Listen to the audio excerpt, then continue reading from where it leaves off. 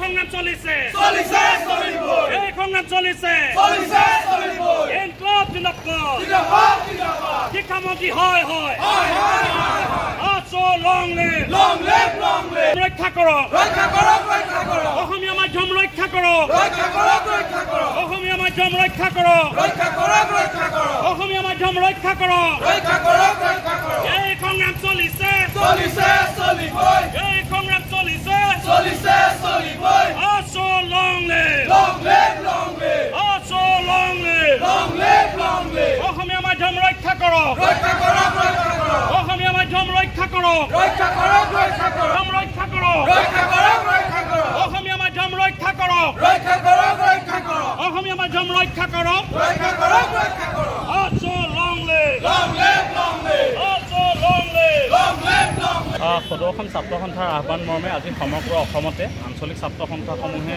Cycle ৰেলীৰ জৰিয়তে প্ৰতিবাদ সাব্যস্ত কৰিছে। আমি দেৰগাঁও আঞ্চলিক ছাত্ৰ সন্থা দেৰগাঁৱত আজি প্ৰতিবাদ সাব্যস্ত কৰিছোঁ, কাৰণ ৰাজ্য চৰকাৰখনে অসমীয়া মাধ্যমটোৰ ওপৰত মাধমাৰ প্ৰভাৱৰ কাৰণে ষড়যন্ত্ৰ কৰিছে। সেইকাৰণে ইয়াৰ আগতেও সদৌ অসম ছাত্ৰ সন্থাই আন্দোলন ঘোষণা কৰিছিল আৰু এতিয়াও এমাহজোৰা আন্দোলন ঘোষণা কৰিছে।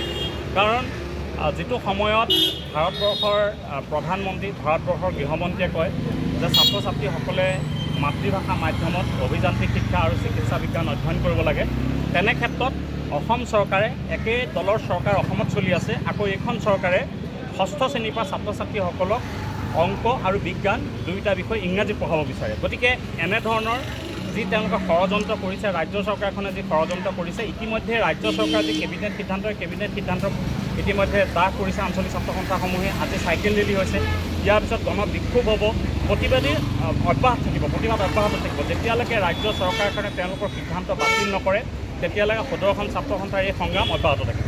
আৰু ইতিমধ্যে আমি ছাত্ৰকৰ্মী আজি ইয়াত অংশগ্ৰহণ কৰিছে।